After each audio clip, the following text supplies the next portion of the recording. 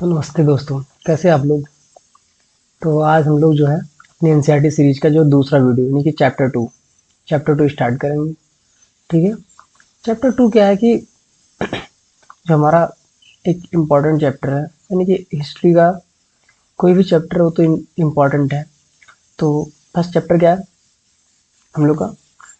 आखेट खाद्य संग्रह से भोजन उत्पादन तक। यानी कि ये जो हमारे जो ह्यूमन थे, वो आखेट से यानी शिकारी से, और शिकार से मतलब शिकार करते हुए उन्होंने अपना भोजन संग्रह करते साथ साथ उसके बाद कैसे वो भोजन पे शिफ्ट हुए, मतलब भोजन उत्पादन तक यानी कृषि तक कैसे शिफ्ट हुए, उसमें उसके बारे में यहाँ पे जानकारी दी गई है। तो एक एग्जाम्पल यहाँ दिया गया है कि तुषार अपने एक रिश्तेदार की शादी में दिल्ली से क्या कहाँ गया, चेन्नई जा रहा था। रेल में उसे खिड़की वाली सीट मिल गई। वहां से वह बाहर का नजारा देखने में मग्न हो गया। तेजी दौड़ती गाड़ी से उसने देखा कि पेड़ पौधे घर खेत खलिहान बड़ी तेजी से पीछे की ओर छूटते चले जा रहे हैं। तभी उसके चाचा ने उसके कंधे पर हाथ रखा और कहा, पता है, लोगों ने मात्र 150 साल पहले रेल से यात्रा करनी शुरू करी है। बस ये उसके कुछ दशक बाद आई है। तो साथ सोचने लगा कि लोगों के पास आने जाने के लिए तेज रफ्तार वाली सवारियां नहीं थी, तो क्या वे यात्रा नहीं करते थे? क्या वे अपनी सारी जिंदगी एक ही जगह पर बिताया करते थे? फिर उसने कुछ सोचा तो फिर कहा, नहीं, ऐसी बात तो नहीं है। फिर आगे चलते हैं। फिर आता है कि आरंभिक जीवन, जो हमारा आरंभिक जीवन था, आखिर वो इधर उधर क्यों घूमते थे। यानी कि उसके बाद फिर हम पढ़ते हैं, हम लोग यानी हम उन लोग के बारे में जानते हैं जो एक उस महाद्वीप के 20 लाख पहले रहा करते थे। यानी कि हम नर्मदा नदी पहले चैप्टर में पढ़ चुके हैं। नर्मदा नदी के जो पास के इलाके हुआ करते थे, तटीय इलाके, वहां पर लोग रहा करते थे। जब आज हम उन्हें आखेटक कहते हैं, आखेटक खाद्य संग्राहक के नाम से जानते हैं। और भोजन का इंतजाम करने की विधि के आधार पर भी उनका ये नाम, यानी कि इसी भोजन के विधि के मतलब भोजन के इंतजाम करने की विधि के आधार पर ही क्या है, आखेटक खाद्य संग्राहक के नाम से बुलाया जाता था। आमतौर पर खाने के लिए वे जंगली जानवरों का शिकार करते थे, मछलियां जैसे हो गई, चिड़िया हो गई, और उसके बाद वो फल और मूल और दाने, पौधे, पत्तियां, अंडे इकट्ठा किया करते थे। किस लिए? अपने भोजन का संग्रह करने के लिए, यानी कि आखेटक खाद्य संग्राहक उनको बोलते थे, और ये भोजन भोजन का इंतजाम करने के लिए। आखेटक खाद्य संग्राहक समुदाय लोग एक दूसरी जगह पर घूमते रहते थे। ऐसा करने के कई कारण थे। अब आइए देखते हैं कि जैसे इनके पहला कारण जो था, पहला कारण क्या था? पहला कारण देखते हैं कि यह कि अगर वे एक ही जगह पर ज़्यादा देर तक रहते थे तो आसपास के जो पौधे होते थे, फल फूल होते थे, जानवर होते थे, वो खाकर समाप्त कर देते थे। इसलिए वो भोजन की तलाश में दूसरी जगह आते थे। मतलब जहाँ वो एक जगह जहाँ वो रहते थे, वहाँ की चीज़ें जैसे पौधे, सब चीज़ें क्या होती, खराब मतलब खत्म हो जाती थी। फिर वहाँ चेंज करना पड़ता था, क्योंकि वो सामूहिक नहीं, समुदाय में रहते थे, कई लोग रहते थे। और दूसरा कारण जो हमारा है, जानवर अपने शिकार के लिए या फिर हिरण और मवेशी अपना चारा ढूंढने के लिए एक जगह से दूसरी जगह जाया करते थे। इसलिए इन जानवरों के शिकार करने के लिए वाले लोग भी इनके पीछे पीछे जाया करते थे। एक दूसरा कारण क्या था कि एक जगह से दूसरे जाने का दूसरा कारण ये भी था कि जो मवेशी थे वो अपना चारा मतलब चारा ढूंढने के लिए, और या ये अपने शिकार करने के लिए भी दूसरी जगह से एक जगह से दूसरी जगह इनका पीछा करते करते जाया करते थे। और फिर आगे चलते हैं। फिर तीसरा कारण जो है, तीसरा कारण होता है कि लोग पेड़ों और पौधों के फल फूल अलग अलग मौसम में आते थे। जैसे हमारे फल फूल हैं वो अलग अलग मौसम में आते हैं, तो उस प्रकार से इनकी तलाश में उपयुक्त मौसम के अनुसार ही इलाका घूमते थे। जैसे अब कुछ मौसम हम जैसे आम हो गए, अमरूद हो गए, तो यानी कि जो हमारे कुछ पौधे हैं, यानी कि फिर उसका लीची हो गई, तो सारी चीज़ें क्या अपने मौसम के अनुसार आती, तो जिस मौसम में जो चीज़ें होती थी उस हिसाब से मौसम के अनुसार भी अपने स्थान को ये परिवर्तित करते रहते थे। और चौथा कारण है कि वो पानी के बिना भी प्राणी या पेड़ पौधे जीवित रहना संभव नहीं है। मतलब पानी के बिना हमारे जीवन में तो एकदम क्या बोले, कैसे रह सकते हैं हम लोग। तो सिर्फ पानी, पौधे, झीलें, झरने, नदियाँ मिलती थी। यदि कई नदियाँ और झीलें का पानी कभी सूखता नहीं था। कुछ झीलें और नदियाँ पानी बारिश के बाद भी मिल जाता था। इसलिए ऐसी झीलों और नदियों के किनारे बसे लोग भूख सूखे मौसम में पानी की तलाश में इधर उधर जाया करते थे। जैसे कहीं लोग बसे रहते थे तो छोटा सा तालाब या कुछ होता था, तो उस हिसाब से चीज़ें खत्म हो जाने के बाद तो ये लोग क्या है, नदियों के किनारे बसते थे, क्योंकि वहाँ पर पानी की अधिकता रहती थी, वहाँ पे पानी नहीं खत्म होता, तो इस हिसाब से भी वो लोग इधर से उधर जाया करते थे, यानी पानी की तलाश में, पानी की भी तलाश में लोग इधर से उधर जाया करते थे। और फिर अब दूसरा टॉपिक हमारा आता है कि आरंभिक मानव के बारे में जानकारी कैसे मिलती है। अब पीछे भी हम पढ़ चुके थे, जो हमारे पुरातात्विक लोग हैं, यानी कि इसके बारे में जो जानकारी इकट्ठा करते हैं, तो कुछ ऐसी वस्तुएं मिलती है, यानी कि कुछ ऐसी वस्तुएं मिलती हैं, तो उस वस्तुओं के हिसाब से भी हमें पता चल जाता है कि कैसे चीजें रहा करती है। जो आखिर खान संग्राहक थे, उन्होंने क्या है, निर्माण की थी वस्तुओं को अपने उपयोग के लिए, ठीक है। तो उपयोग के लिए जो कि जिस निर्माण की, तो उस हिसाब से मुझे तथ्य मिल जाते हैं कि कैसे क्या चीजें हुआ करती थी पहले। तो कुछ जैसे इसमें लिखा है, संभव है कि कुछ लोग अपने काम के लिए पत्थरों, लकड़ियों तथा हड्डियों और हड्डियों के क्या है, औजार बनाया करते थे। इसमें पत्थरों के औजार आज भी बचे हुए हैं। इनमें से कुछ औजारों का उपयोग मल फूल, यानी फल फूल काटने तथा हड्डियां मांस काटने तथा पेड़ों की छाल और जानवरों के खाल उतारने के लिए किया जाता था।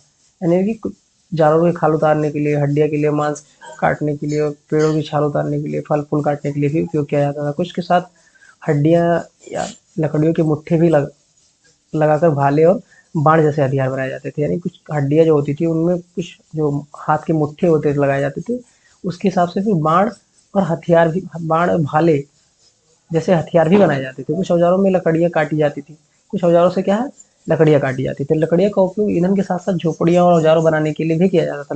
लकड़ियाँ का उपयोग किया जाता था, ईंधन में उपयोग तो करते थे, लेकिन साथ साथ झोपड़ियाँ बनाने में और औजार बनाने में भी किया जाता था। जैसे आप नीचे देखते हैं, ये हमारे कुछ औजार हैं, ये हमारे कुछ औजार हैं, ठीक है। ऐसे लिखा है, बाएं बाएं इंसान के खाने योग्य जड़ों को खोदने के लिए किया जाता था।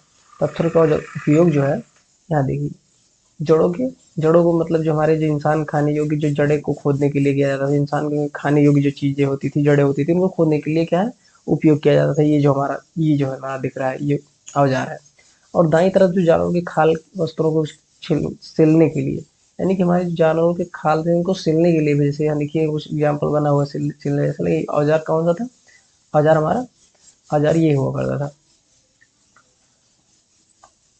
ये औजार ये हुआ करता था, ठीक है। तो उस हिसाब से छिलने के लिए भी ये लोग क्या करते थे, यूज करते थे इन चीज़ों को, ठीक है। और आगे चलते हैं, रहने की जगह निर्धारित करना।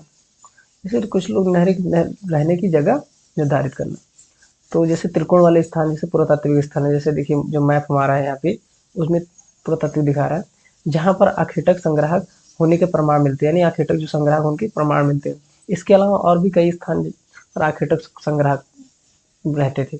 मानचित्र में कुछ ऐसे गिने चुने स्थान ही चिन्हित किए गए हैं जहाँ पर पुरातात्विक नदियाँ और झीलें किनारे पाए जाते थे। देखिए जैसे यहाँ देखिए, यहाँ पे संकेत दिया हुआ है कि जो इससे जो संबंधित है, ये थोड़ा सा आपको जूम करके दिखा दें। ये देखिए, ये हमारा जो त्रिकोण त्रिकोण से बना हुआ क्या है, हमारा पुरातात्विक स्थल, इससे जो बना है वो नवपाषाणिक स्थल है और महापाषाणिक स्थल है। तो यहाँ देखिए कुरनूल क्या है, ये हमारा पुरातात्विक, यहाँ पे यानी कि कुछ साक्ष्य मिले होंगे, साक्ष्य साक्ष्य मिले होंगे, ठीक है। कहाँ के, किस किस ह्यूमन के, मतलब कुछ आदि मानव के, यानी खाद्य संग्रह के पूरा सॉरी पूरा पाषाण काल, पूरा पाषाण काल के, यानी पूरा तत्व स्थल, जो पूरा पाषाणिक पूरा तत्व स्थल है, तो यहाँ पे लोगों के कुछ साक्ष्य मिले होंगे, तो उस हिसाब से यहाँ इन्होंने यहाँ चिन्हित किया है इस मैप में।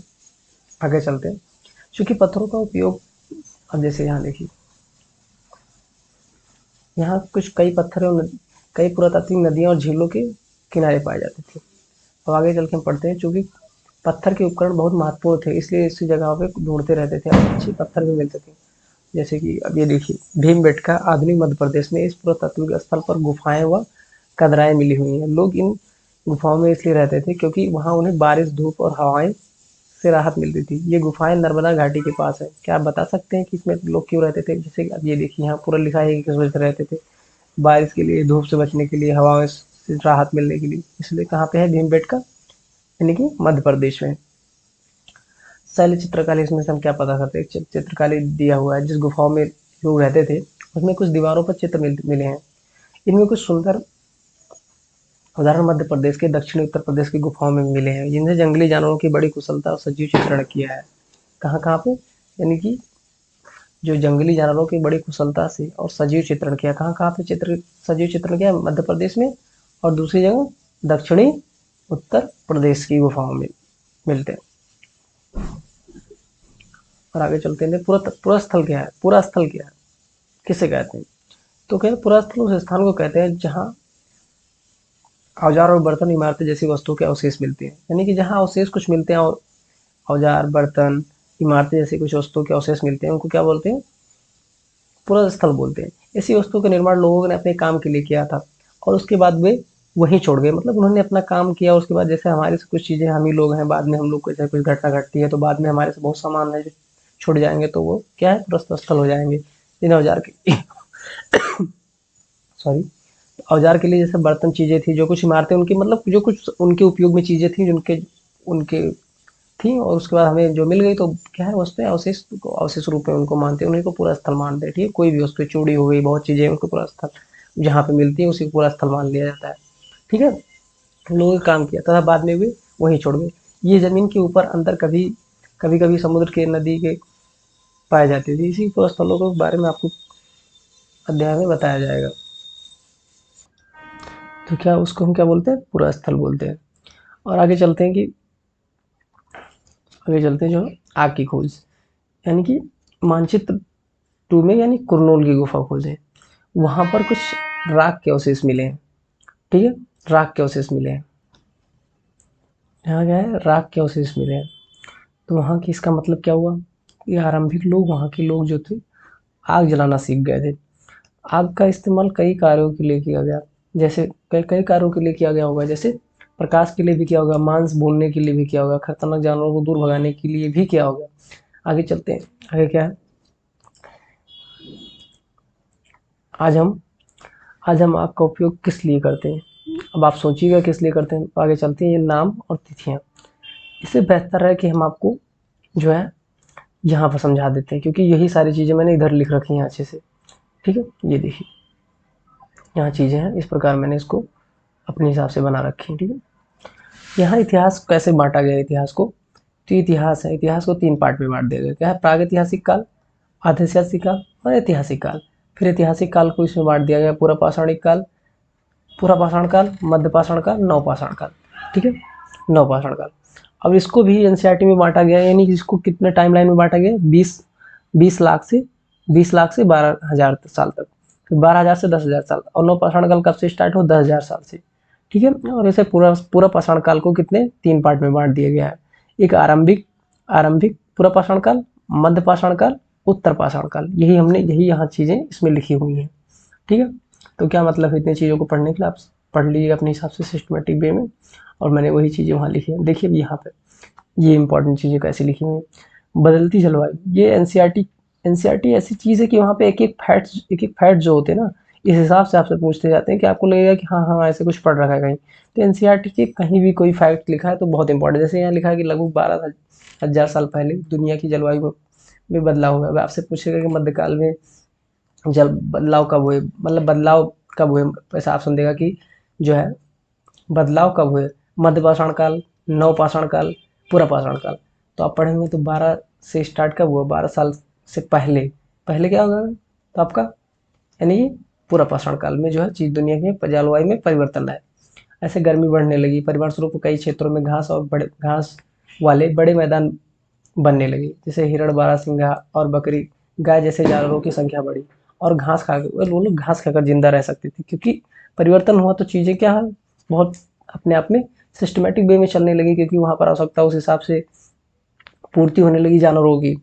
तो जो लोग इन जानवरों का शिकार करते थे वे भी इनके पीछे आए और इन्हें खाने पीने की आदतों का प्रजनन के समय और जानकारी हासिल करने लगी। हो सकता है कि तब लोग इन जानवरों के पकड़ कर अपनी ज़रूरतों के अनुसार पालने की बात सोचने लगे। हो सकता है कि जो लोग जैसे यहाँ पे चीज़ें क्या है, जानवरों को शिकार करने लगी और प्रजनन के बारे में जानकारी हासिल की, तब लोग जानवरों को पकड़ कर क्या है, ज़रूरतों के अनुसार पालने लगी।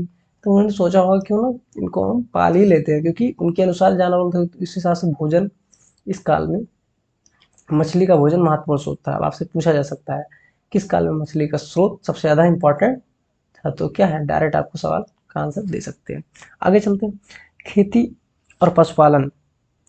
खेती और पशुपालन की शुरुआत इसी दौरान उपमहाद्वीप के भिन्न इलाकों में गेहूं और जौ क्या है, उगाए जाने लगे। हम लोग पढ़ चुके हैं। ठीक है, शायद महिलाएं और पुरुष बच्चों इन अनाजों को भोजन के लिए बटोरना शुरू किया होगा। साथ ही वे ये सीखने लगे होंगे कि अनाज कहाँ उगाते हैं और कब पककर तैयार होते हैं। ऐसा करते करते लोगों के इन अनाजों को खुद पैदा करना सीख लिया होगा, क्योंकि चीज़ें क्या है धीरे धीरे सीखने लगे होंगे कि अनाज कैसे उगाए जाते हैं, कैसे कब किस सीजन में उगते हैं और किस प्रकार जो है किस प्रकार पकते हैं, मतलब किस तरीके से कितना उनका जो है जीवन काल है, किस हिसाब से वो चीज़ें तैयार होती है। तो उस हिसाब से धीरे धीरे सीख लिया और धीरे धीरे क्या वो कृषक बन गए। क्या है कृषक बन गए, क्योंकि चीज़ें समझ में आने लगी कि कैसे कैसे होगा, तो ये क्या है कृषक बन गए।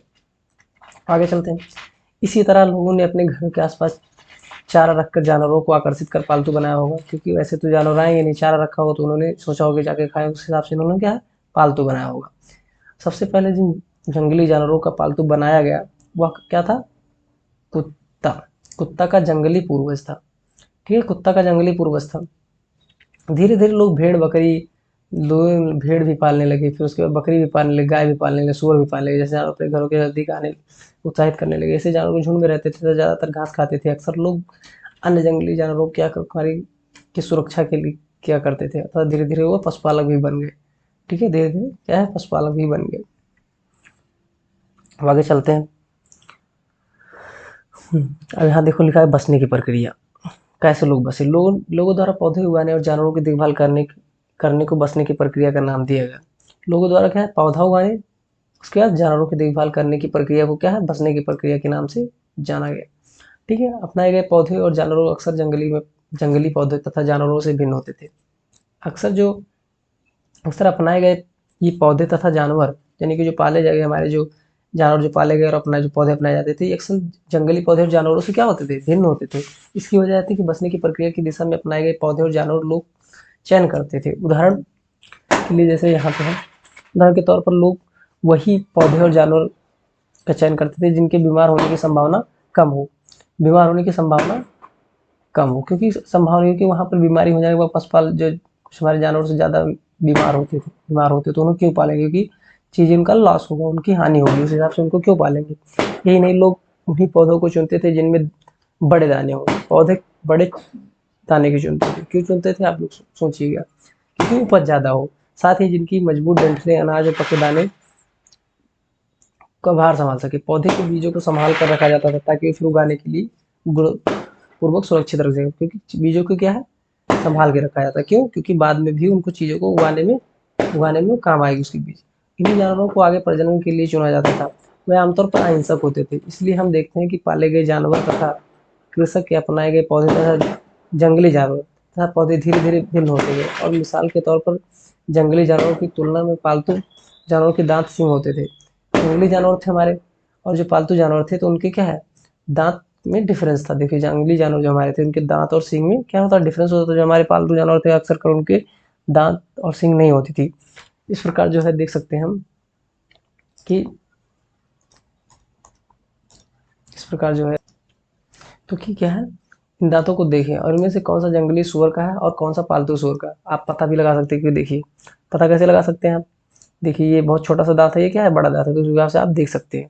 बसने की प्रक्रिया पूरी दुनिया धीरे धीरे चलती रही, करीब 12 साल पहले शुरू हुई। वास्तव में आज हम भोजन करते हैं वह इन्हीं सब बसने की प्रक्रिया की वजह से, क्योंकि आज हम भोजन कर पाते हैं इसी बसने की प्रक्रिया है। कृषि के अपनाए गए सबसे प्राचीन फसलों में गेहूँ है। सबसे प्राचीन फसलों में क्या है गेहूँ और जौ आते हैं। इसी तरह सबसे पालतू जानवरों में कौन से आते हैं जानवर, कुत्ते आते हैं, बाद में भेड़ बकरी आते हैं। नवीन जीवन शैली कैसी होती है उस हिसाब से हम देखते हैं कि जैसे नवीन शैली, तुम किसी पौधे को बीज को बोकर देखो, तुम पाओगी कि इसे विकसित होने में कुछ वक्त तक लगता है। इनमें कुछ दिन महीने और फिर साल भी लग सकता है। इसलिए जब लोग पौधे उगाने लगे होंगे तो उनकी देखभाल के लिए उन्हें एक जगह लंबे समय तक रहना पड़ा हो। बीज बोने को लेकर फसलों को पकने तक तथा सिंचाई करने तक, खरपतवार को देख रेख तक, उस हिसाब से क्या चीज़ें बहुत समय लगी होगी। उसमें सुरक्षा भी शामिल थी, कटाई के लिए भी तो संभाल कर उन चीज़ों को रखना होता, तो ज़्यादा समय लगता होगा। तो उस हिसाब से लोग क्या है बसने की प्रक्रिया में शामिल हुए इस हिसाब से, क्योंकि चीज़ें ज़्यादा समय लगेंगी, पकेंगी, फिर बोएंगे, सींचेंगे, देखभाल करेंगे, तब जाके दाना मिलेगा। उस हिसाब से चीज़ों आपके लिए बहुत लंबा होता गया। उस हिसाब से लोग पकने तक का इंतजार किया। तो बसने की प्रक्रिया में ये भी एक सहायक जो है मुद्दा है। अनाज को भोजन और बीज दोनों के लिए बचा कर रखना आवश्यक था, इसलिए इन्हें भंडारण की बात भी सोची, क्योंकि दोनों के लिए चीज़ें रखनी थी। तो क्या है, उन्होंने क्या है भंडारण की बात भी सोची, क्योंकि वस्तु को भंडारण नहीं करेंगे उसको डालने को, तो क्या होगा, बाद में चीज़ें बो नहीं सकेंगी, बाद में उनका उत्पादन नहीं हो सकेगा, तो बाद में चीज़ें उनको प्रॉब्लम खड़ी कर देंगी, चीज़ें प्रॉब्लम में आ जाएंगी। इसको इस प्रकार से चीज़ें अपनाई गई।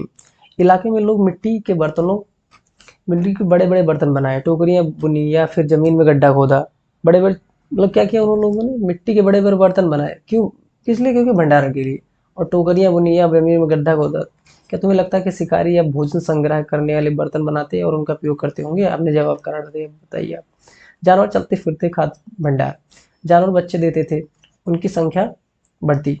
अगर जानवरों की देखभाल की जाए तो उनकी संख्या में बढ़त तो होगी, आप सभी को पता है, साथ ही उनके दूध भी प्राप्त हो सकता है, जो भोजन का एक अच्छा स्रोत है। यही नहीं, जानवरों से हमें मांस भी मिलता है। दूसरे शब्दों में पशुपालन में भोजन भंडारण का भी एक तरीका है।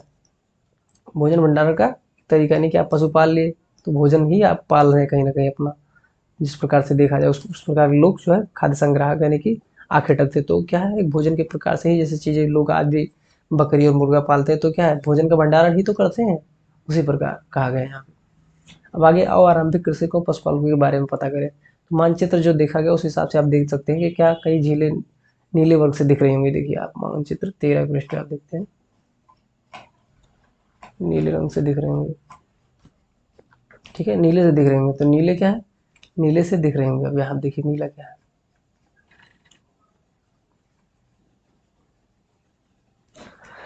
नीले वर्ग से दिख रही होंगी। तो वहाँ पे विभिन्न प्रभाव दर्शाता है कि पुरातात्विक ने कृषि की शुरुआत क्या है, सबसे पहले कि साक्ष्य, वहाँ की कृषि के साक्ष्य मिले हैं, यानी कि वहाँ पे पशुपालन और कृषि के साक्ष्य मिले हैं और पूरे उपमहाद्वीप में पाए गए हैं। इसमें महत्वपूर्ण पश्चिमोत्तर क्षेत्र में, आधुनिक कश्मीर और पूर्वी दक्षिण भारत में पाए गए। मानचित्र आप देख लेंगे।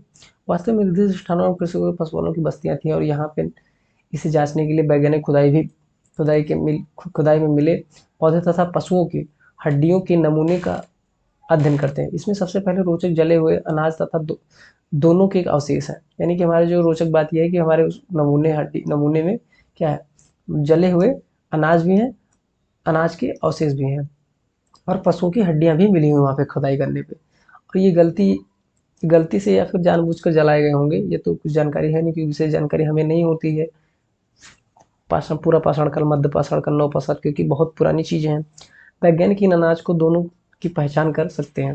इस तरह हमें पता चलता है कि उपमहाद्वीप में विभिन्न भागों में बहुत सारी फसलें उगाई जाती रही होंगी। वैज्ञानिक विभिन्न जानवरों की हड्डियों की पहचान भी कर सकते हैं, यानी कि वैज्ञानिक विभिन्न जानवरों की हड्डियों की पहचान भी कर सकते हैं।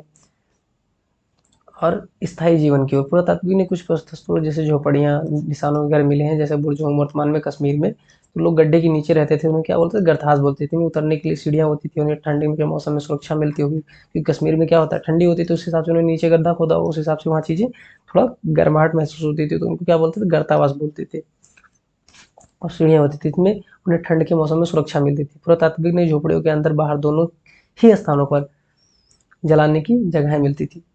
अंदर वहाँ पे क्या है, पुरातात्विक झोपड़ियों के अंदर बाहर दोनों के स्थानों पर आग जलाने की व्यवस्था थी, वहाँ पर जगहें मिलती हैं। ऐसी लगता है कि लोग मौसम के अनुसार घर के अंदर और बाहर खाना पकाते होंगे, यानी ठंड मौसम में बाहर अंदर ही खाना पका ले, बाहर मौसम में क्या है, गर्मी का मौसम में लोग बाहर ही खाना पकाते होंगे। एक गरतास का चित्र बनाओ, अपने हिसाब से बनाइए। बहुत सारी जगह यहाँ पत्थर औजार भी मिले हैं, इनमें कई से ऐसे हैं जो पुरातात्विक पूरा पाषाण युगीन उपकरणों से भिन्न है, इसलिए इन्हें नव पाषाण युगीन माना जाता है।